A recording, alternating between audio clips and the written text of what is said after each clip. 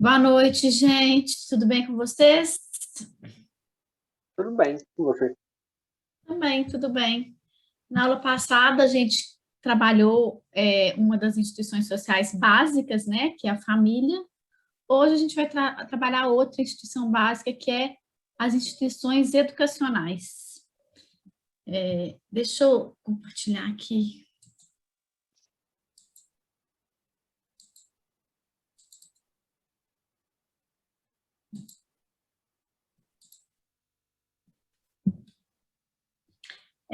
A gente tem diversas instituições educacionais, mas eu escolhi, né, família e educação, e provavelmente a gente vai trabalhar mais uma, que eu acho que vai ser Estado, porque eu acho que são aquelas que afetam muito diretamente a nossa vida e que eu acho que podem ser boa, já que não dá para a gente estudar todas, eu tive que escolher algumas, elas também são boas ferramentas para vocês usarem na redação.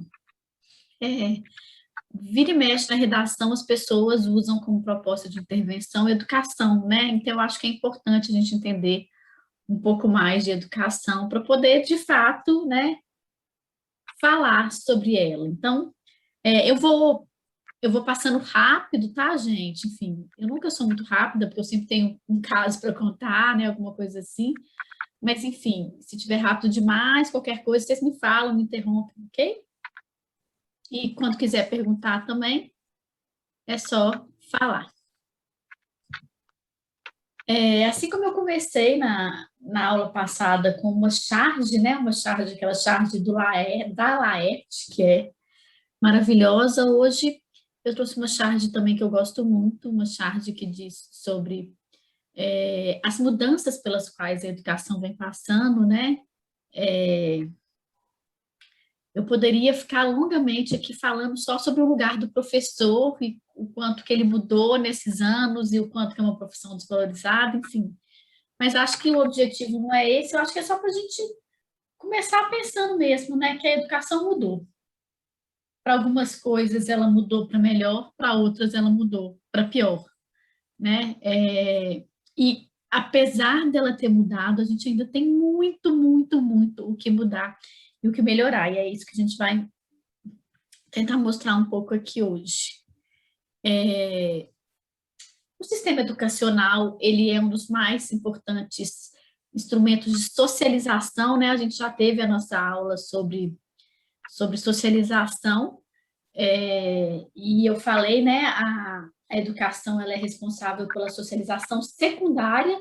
Então, primeiro, a pessoa vai lá na família aprender a viver em sociedade, e aí, depois que ela já sabe viver em sociedade, ela vai ser inserida, né, na sociedade, e aí ela vai começar a aprender os valores e as normas, e a escola vai ser bem importante para isso. Um debate que eu acho que é importante trazer para cá sobre isso é o fato de que cada vez mais as crianças estão tendo que ir antes para a escola, estão tendo que ir mais novas para a escola, né? É, é um monte de eventos e mudanças que levam a isso, mas o principal é a entrada da mulher no mercado de trabalho, né? Isso faz com que alguém precise ajudar aí nos cuidados com o filho. Então, muitas vezes, quem vai substituir vai ser a escola. Então, hoje, muitas vezes, ela já é um agente de socialização primária. Então, é isso, assim, a instituição educacional, ela é muito, muito, muito importante na formação das pessoas. É através das escolas que vai sendo formado o caráter de um povo, porque é através da escola que a gente vai aprender valores. Claro, a gente tem valores que são familiares, que são individuais, mas os valores da sociedade como um todo, a gente vai aprender na escola, né? A gente vai aprender na escola a cultura do lugar onde a gente vive, os estereótipos, né, que a gente tem de nós mesmos, porque a gente vai aprender essa ideia de nação, de Brasil, enfim. A educação é uma das atividades básicas das sociedades humanas, né? Eu falei isso sobre a família e vou repetir aqui. Se as escolas elas deixarem de existir de uma hora para outra, o mundo não vai acabar. Mas alguma outra instituição vai ter que assumir as funções dela, porque as funções da escola elas são fundamentais para o bom funcionamento da sociedade. Ainda, mas nem todo mundo está na escola, nem todo mundo passou pela escola. Sim, assim como nem todo mundo vai ter filho, nem todo mundo faz parte de uma família. Tem gente que já fez e não faz mais e que se desligou de todo mundo, enfim. Lembra que nem todo mundo vai cumprir todas as funções, enfim, nem todo mundo vai participar de todas as instituições, mas nesse caso aqui da escola, ela tem, né, tem uma função fundamental. Vocês vão ver que muitas vezes eu vou falar instituição educacional, outras vezes eu vou falar escola, é tudo a mesma coisa, tá? E apesar de eu falar escola, não inclui só a escola, né? Inclui também as universidades, enfim. Falo escola mais como uma redução mesmo, assim, mas vai além. A escola, as instituições educacionais, elas passam a existir a partir da Revolução Industrial. A gente falou um pouco, quando eu dei a aula sobre o surgimento da sociologia, a gente falou um pouco sobre o tanto que a Revolução Industrial muda a sociedade, né? E o tanto que é preciso criar novas instituições para dar conta dessa nova sociedade que está surgindo. Mas antes disso, as funções da escola já eram cumpridas, né? Nas sociedades primitivas, essa transmissão do conhecimento acontecia, né? Essa transmissão dos valores, só que ela acontecia no grupo básico ali, né? Lembra, as famílias elas viviam juntas, elas viviam próximas e ali as crianças iam sendo socializadas ali, algumas das funções das instituições educacionais eram cumpridas. Com a Revolução Industrial, essas pessoas vão se espalhar pelas cidades e aí a gente vai precisar de uma instituição para cumprir esse papel, porque as pessoas não vão estar mais perto, não vai ter mais quem cumpra essa função. A educação, gente, ela é um reflexo da cultura, né? Não tem jeito. Semana passada a gente não se encontrou, mas vocês devem ter acompanhado a polêmica que estava rolando. Quer dizer, ainda está rolando, mas agora tem se falado menos nisso. A polêmica sobre a volta do Talibã, né? E essa volta do Talibã deixa muito claro como que a educação é um reflexo da cultura. Porque as mulheres, o Talibã vai tomar o poder e aí as mulheres não vão poder mais ir à escola, né? É isso. E aqui é um reflexo da cultura, uma coisa mais básica que a gente pode dizer, né? Que é o acesso, mas a gente vai ter ela como reflexo da cultura em diversos outros aspectos. Uma coisa que eu acho bem interessante sobre o saber e sobre todo o conhecimento que é transmitido, né, na escola, é que hoje ele existe independente das pessoas. Como assim? No passado, quando a gente não tinha a prensa, que é uma coisa super simples, mas não existia, que é a máquina que ia prensar os livros, por exemplo, os jornais, o que fosse. Imagina, a gente não tinha então uma coisa que ia deixar lá gravado. As pessoas tinham que escrever à mão ou copiar. Hoje, o saber, ele existe independente das pessoas, né? Ele está aí na internet, na nuvem, enfim, isso é muito legal, né? Esse conhecimento não depende mais de ninguém para existir. Claro, ele depende de alguém para ser construído, mas depois que ele é construído, depois que ele é publicado, ele está aí. E ele existe independente da gente, né? Vocês estavam aí estudando química com a Thalita, eu não sei exatamente o que vocês estavam estudando, eu entendo zero de química, mas eu posso garantir que a pessoa que desenvolveu essa teoria, ela não existe mais. E provavelmente a Thalita está ali ensinando para vocês exatamente como ela foi concebida, porque é isso, a pessoa que fez essa teoria publicou artigos, livros, e agora, sei lá quantas décadas ou séculos depois, a Thalita consegue ensinar para vocês. O saber não depende mais de quem criou. Ele já está aí para todo mundo, e isso é muito legal. Só que o saber não vai ficar estático, né? Eu diria que a química não mudou tanto, né? A química, ela continuou mais ou menos a mesma. Mas as outras ciências mudaram, muitas. Pensa na história, né? O quanto que a história vai acontecendo e vai tendo que ser incorporado, enfim. O português teve aí mudança no acordo ortográfico, enfim. Até no nosso caso aqui da sociologia, a pandemia trouxe vários novos desafios, então a sociologia vai ter que construir um novo conhecimento, enfim. E além do conhecimento que vai aumentando, ampliando, sendo mais elaborado, a gente tem também a maneira como esse conhecimento vai ser transmitido, porque vai sendo incorporado inovações, informações, procedimentos. Eu gosto muito de comparar essas duas fotos, né? Na foto à direita, preta e branca, é uma sala de aula só de meninos, para começar. Então, né? Hoje a gente não tem mais isso, mas enfim. O professor, ele está lá na frente, com todo mundo sentado olhando para ele.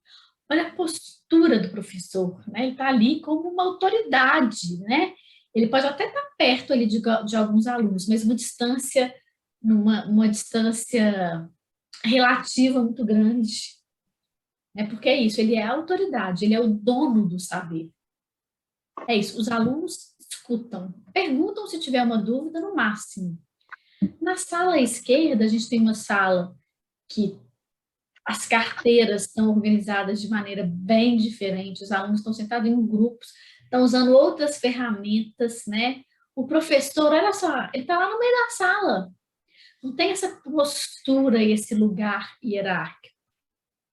Algumas coisas não mudaram, tem professor, tem carteira, mas olha, é isso, assim, a escola ela vai incorporando inovações, e as inovações, elas nem sempre são tecnológicas, às vezes elas podem ser só metodológicas mesmo, né?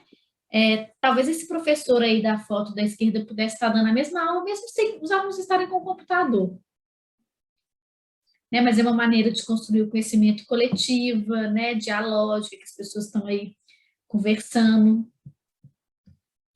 E aí, gente, a reprodução do saber institucionalizado, esse que é transmitido aí pelas escolas, né? Porque não é o único jeito também que o saber é transmitido, mas esse que é transmitido pelas escolas, ele pode acontecer de duas maneiras. Uma maneira é a reprodução pura e simples, é isso. Ali como está acontecendo na foto preta e branca, o professor ele vai transmitir o conhecimento, e ponto. Ou por uma reprodução acompanhada de uma abordagem crítica e criteriosa.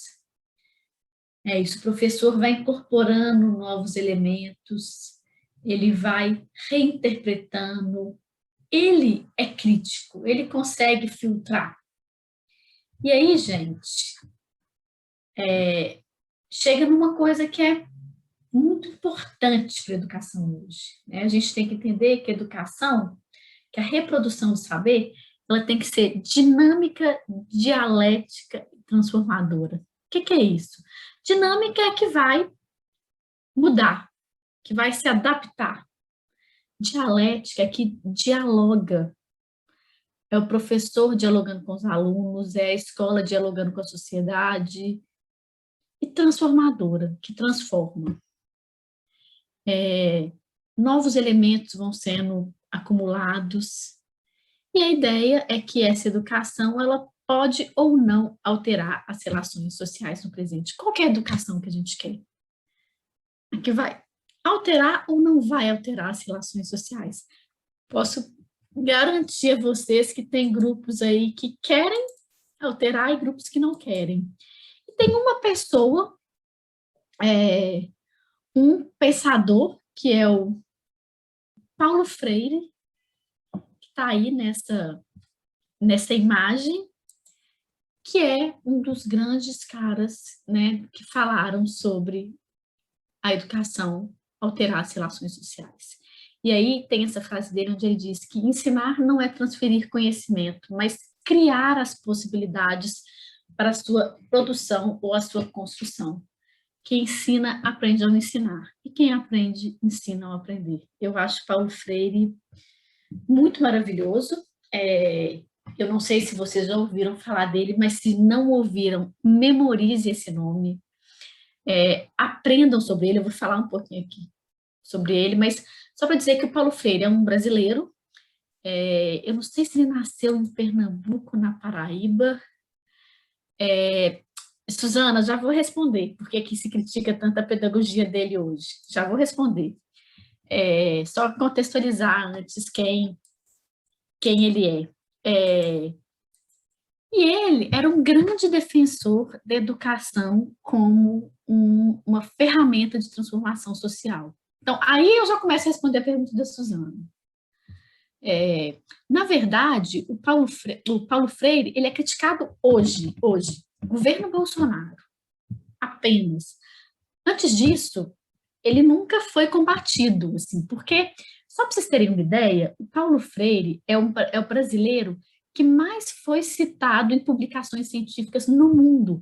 Não tem nenhum outro brasileiro que foi citado mais vezes que ele. Olha que doideira, gente.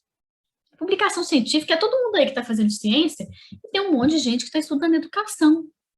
Tem um monte de gente que está estudando um monte de coisa de humanas e cita o Paulo Freire. Então, não tem nenhum brasileiro que foi citado mais do que ele.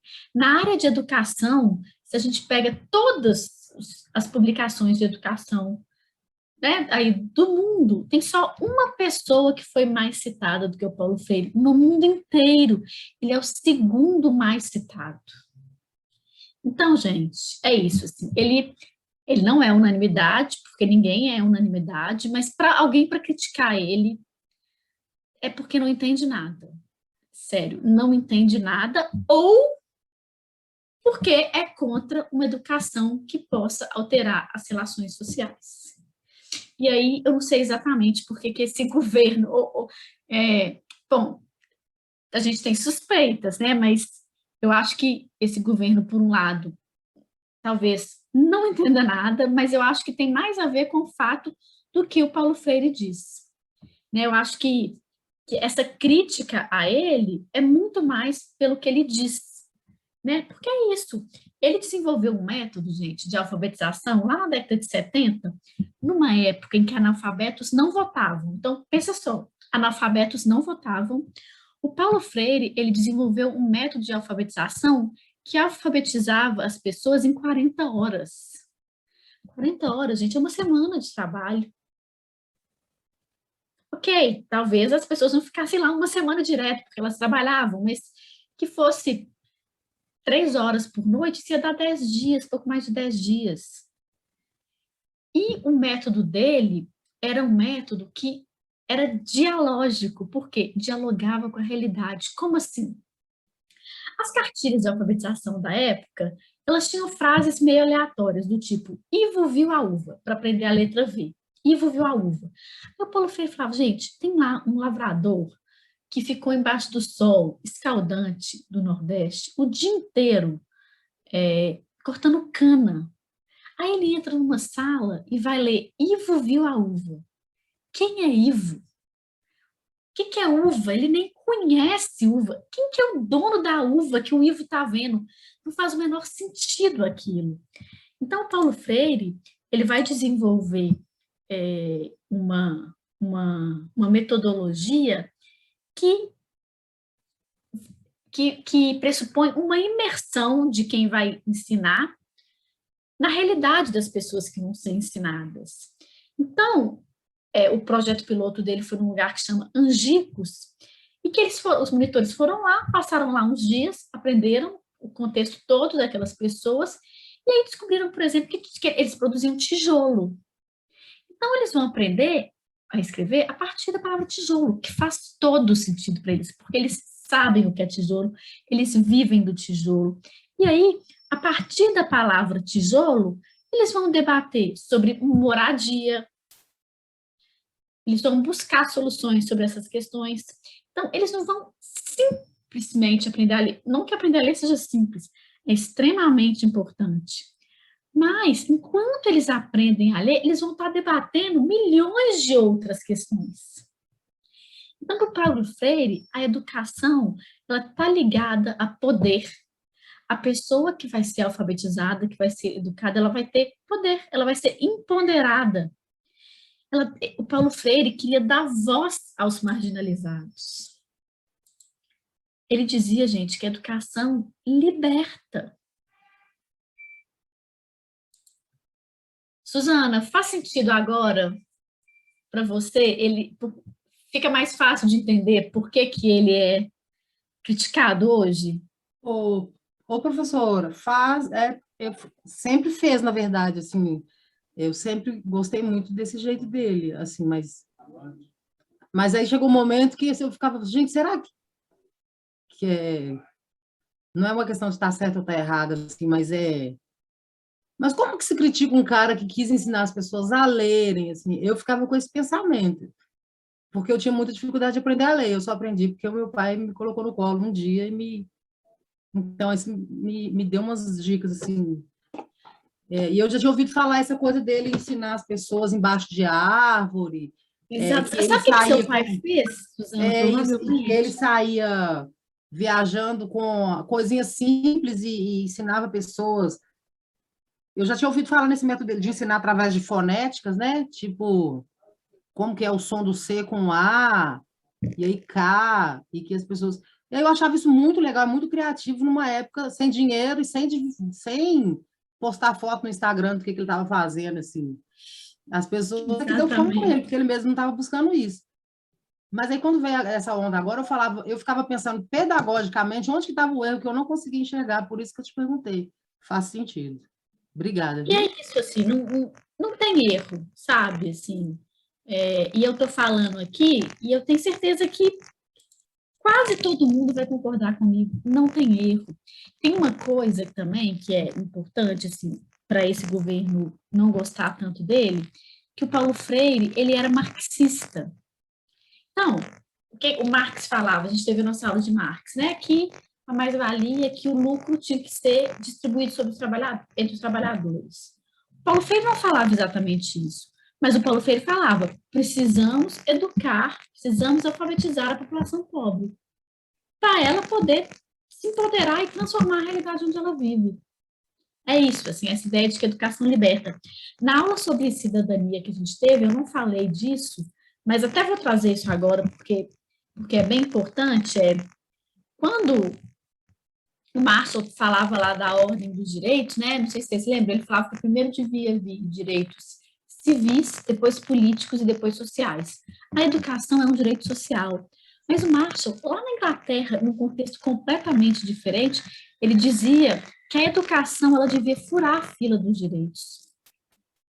Porque o, a, o cidadão, a pessoa, só vai conseguir exigir os seus direitos se ela souber sobre os direitos, se ela souber quais direitos ela tem e quais ela não tem. Então, ele dizia isso, assim, primeiro tem que vir a educação. E é isso que Paulo Freire dizia, né? É, e uma outra coisa que eu acho importante também, eu estava dando aula como professora de redação, numa escola que eu dou aula, e aí eu não lembro se fizeram essa pergunta sobre Marx ou sobre Paulo Freire, mas eu achei muito boa a resposta dela, e enfim, agora eu repito isso sempre. Que alguém perguntou assim, mas eu posso usar Paulo Freire? Aí eu não lembro se era Paulo Freire ou Marx, mas um dos dois. Eu posso usar na minha redação? Eu não vou bombar, já que ele é tão combatido? Aí a professora falou, não, porque quem está corrigindo sabe da importância do Paulo Freire ou do Marx. Então pode escrever sem medo, pode usar, gente, pode usar Paulo Freire sem medo. A Marlúcia está falando aqui que está chiando. Está chiando para todo mundo? Tiana. O meu também tá. Uai, Agora será que parou. eu saio e entro de novo? Agora voltou. Parou de chiar? Voltou. Fica dando tipo uma interferência assim, sua voz sai normal. Só que dá tipo um... ó, tipo assim. Peraí, deixa eu pegar um fone, então, que deve melhorar. Peraí. Um segundo.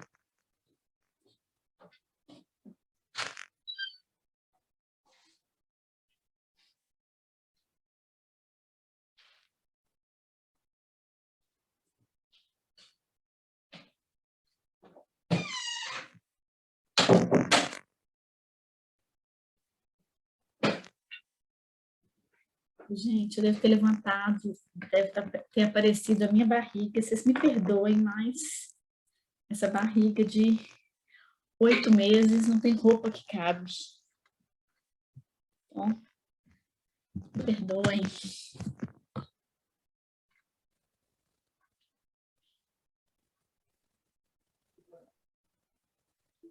Imagina você ficar mal com uma pessoa com 8 meses de gravidez e ainda está vindo dar aula para a gente, sem perigo, professora.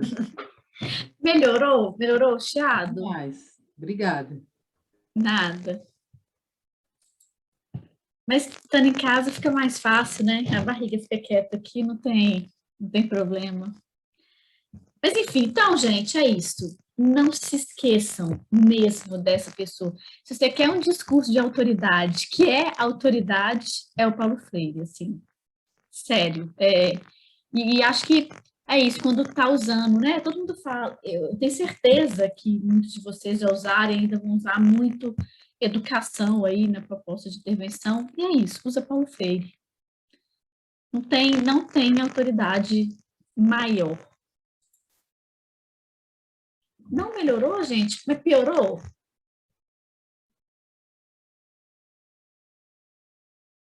Será que eu saio e entro de novo? Mas está dando para entender, professora.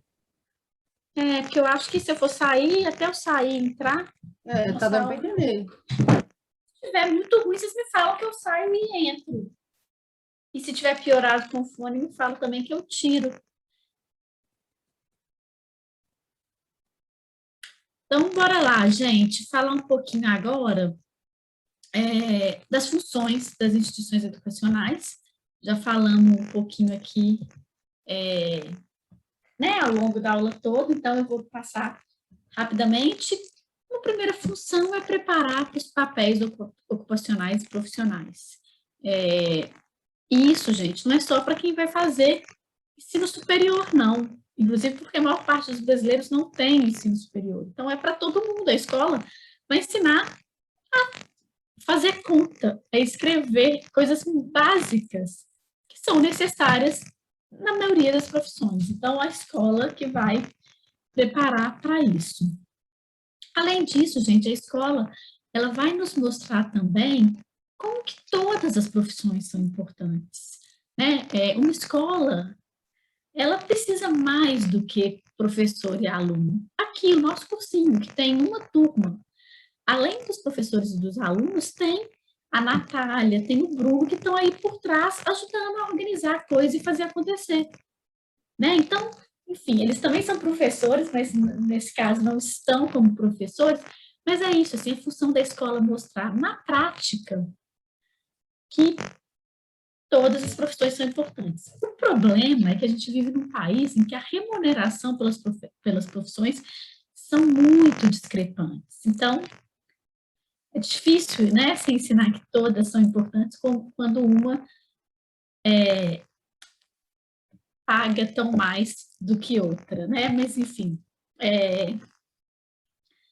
essa função da escola. Ser veículo de transmissão da cultura, né? Transmitir os valores fundamentais. Então, tem uma coisa que é importante, é que as escolas públicas, por exemplo, elas têm que transmitir valores que são da sociedade como um todo. Né?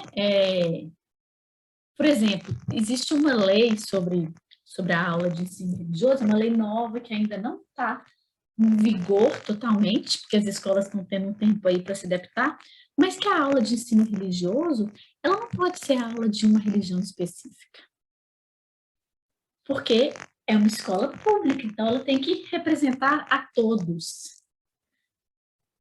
Diferente da escola particular. Na escola particular, pode ter aula de uma religião específica, porque os pais, eles estão escolhendo colocar os filhos lá, e aí eles têm que se adaptar a isso.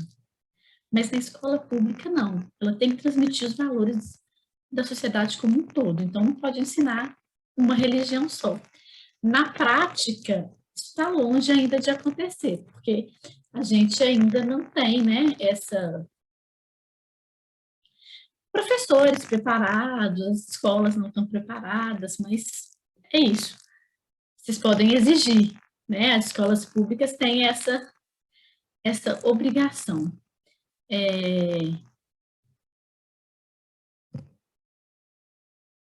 Uma outra coisa importante, que eu vou até juntar duas funções aqui, que é familiarizar os indivíduos com os vários papéis da sociedade e preparar os indivíduos para esses vários papéis, né?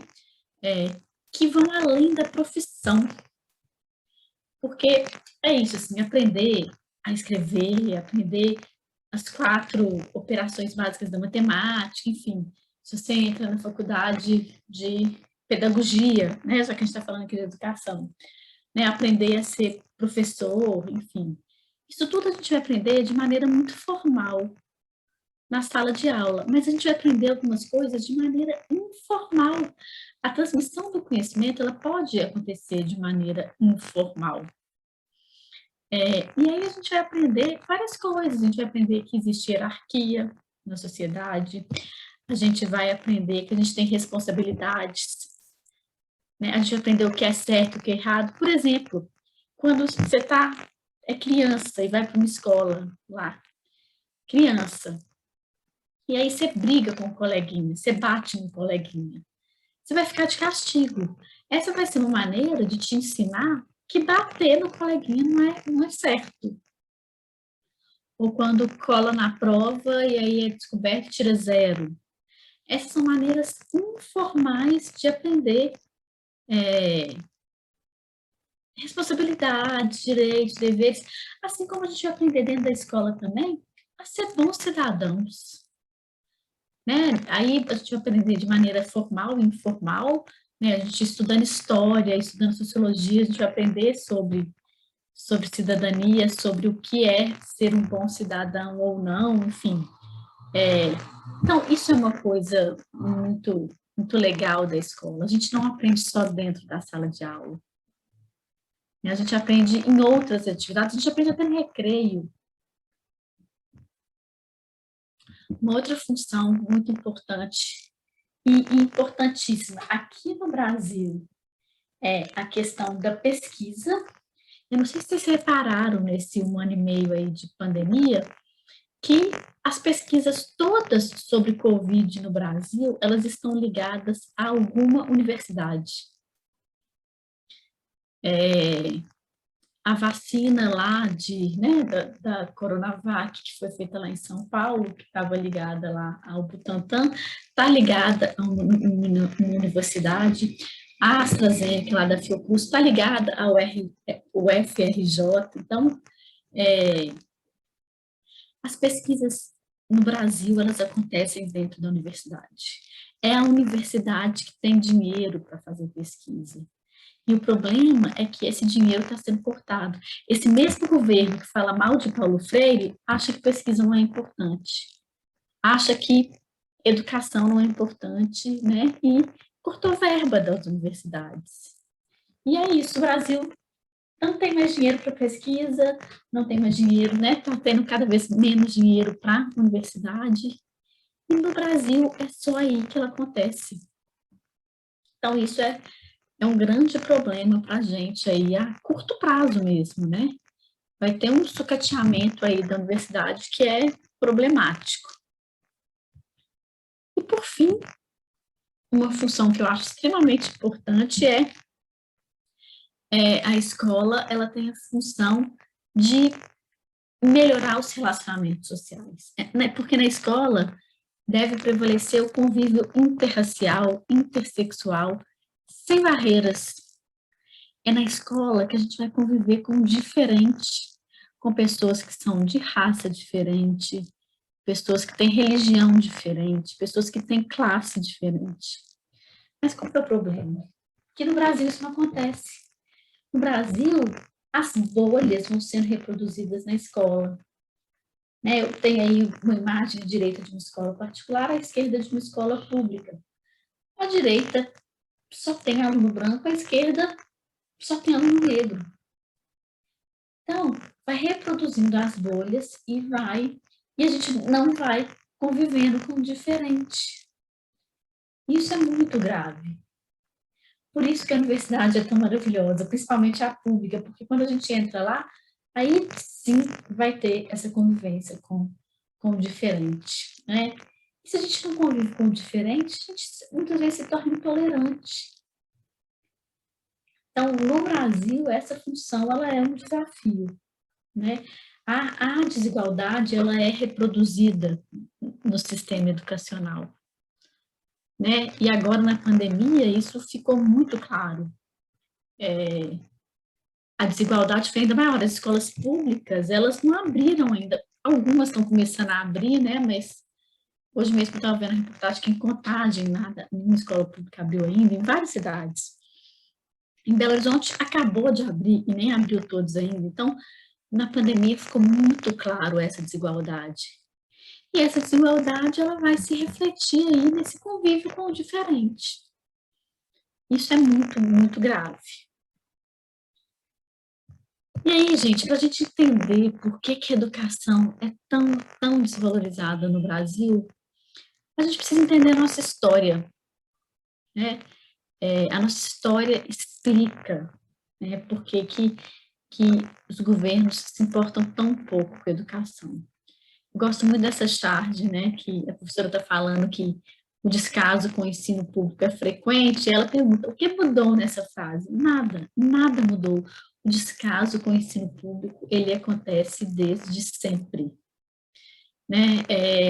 O ensino, ele tem um caráter bastante elitista, ele teve e ele ainda tem, né? Porque é isso, assim, nesse país desigual, o dinheiro faz diferença no acesso à educação. Isso vem mudando, né? Tiveram governos aí muito preocupados com isso, que criaram algumas ferramentas para minimizar esse caráter elitista. Mas a gente tem aí 500 anos de história em que a educação tinha esse caráter elitista, né? A administração colonial tratava a educação com muito descaso, né? No início ela estava na mão dos jesuítas, mas na verdade os jesuítas estavam interessados mesmo em educar os índios, catequizar eles, né? Angariar fiéis. E aí eles brigam com a coroa portuguesa e aí vão embora. E aí o governo vai se encarregar da educação, mas de maneira muito secundária. Gente, para vocês terem ideia, a gente não tem dados sobre alfabetização no período colonial. O primeiro dado oficial que a gente tem sobre alfabetização no Brasil é de 1872, ou seja, 150 anos atrás. Nesse ano, apenas 16% da população era alfabetizada, imagina, gente. 16% da população sabia ler. É muito pouca gente. É muito pouca gente, 16% sabia ler. E aí tinha uma coisa que, inclusive, muita gente da elite não sabia ler. Aí, quando a gente fala, então, em ensino superior, gente, aí era ninguém. Porque, para ir para a universidade, tinha que ir para Portugal. Imagina, uma viagem para Portugal demorava 2 meses. Quase 2 meses. Então, a pessoa ia para estudar e ela ficava lá até formar, porque não dava para ir e voltar nas férias. 2 meses, imagina, gastar mais de 3 meses só viajando. Então, era muito dinheiro para fazer faculdade. E é isso, assim, a gente